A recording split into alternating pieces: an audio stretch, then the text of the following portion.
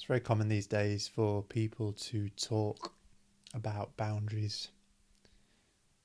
I've got to put boundaries up, and often the sentiment is about how we can keep people at distance.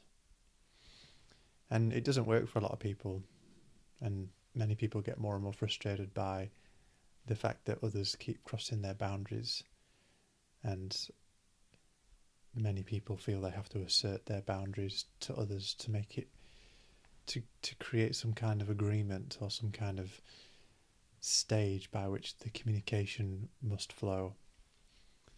And I see people getting in a real muddle with this stuff, because essentially what they're doing is trying to manage the world rather than managing themselves in the world.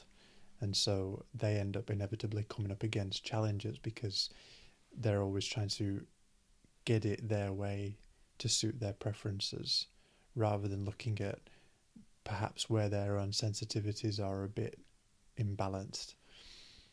And I would say that when it comes to boundaries, it's more important to look at your own boundaries. They're not for others, they're for ourselves. We have boundaries for us so that we can stay in alignment, stay in our own lane, and make sure that we are not imposing ourselves in unlawful ways on creation. And many people these days would talk about all the things that they don't believe in or that they're against. You don't hear a lot of people talking about what they are really for, what they do believe in, who they are. And I think a lot of people don't know who they are. I think one of the core issues with society these days is the issue of identity and who am I? What's my identity? And there's many narratives out there about that at the moment. But I think it's an important question. Not just what labels do I identify with, but what are my core principles and values that I work with as I navigate this world. Certainly at these times we've heard a lot of people talking about their constitutional rights, and especially in America that's quite a potent topic. I think one of the bigger problems that we have with society is that people don't have their own individual constitutions sorted out. Who am I and how do I navigate my life? What are the values and principles that I hold myself to make sure that I don't slip up, or I'm still aligned with my conscience as I navigate relationships and societal structures? What are my codes, my code of ethics, my code of conduct? What do I really believe in? These are important questions for an individual, because if we don't have those values instilled within us, if we don't have those principles laid out for ourselves, and we don't exercise discipline around those things, the world is not going to show us that. The truth really is that they are there to keep you in integrity, but our boundary is to keep you in integrity, not to keep you separate from other people, but to make sure that you have a line in the sand that you don't cross, a covenant that you make with God about how you're going to behave in the moment. And it shouldn't matter who comes into your field and tries to ask you to step over that line or coax you over the line. You'll say, this is my boundary, I'm not crossing it.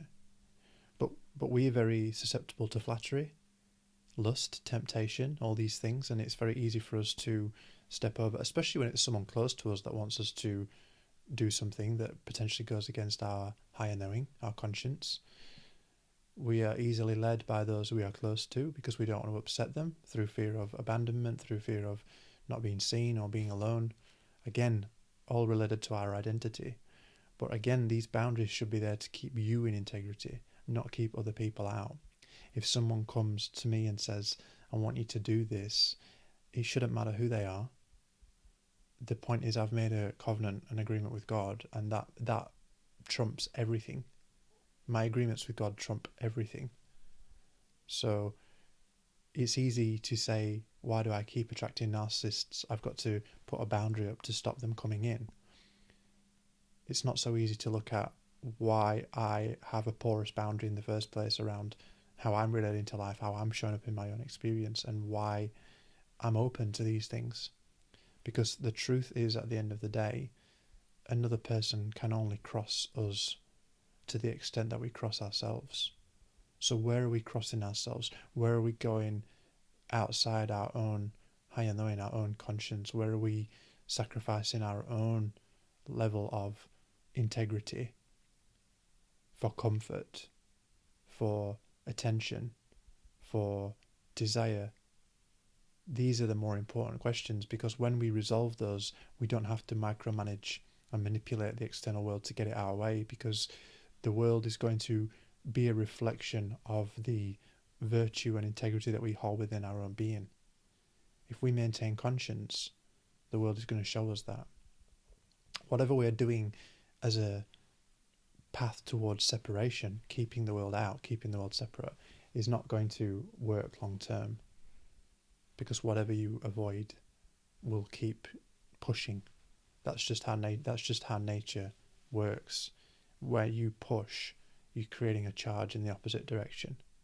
But if you look at your own walk and say, this is who I am, this is what I will do, what I won't do, and you keep to your own code, you'll find that life honours that.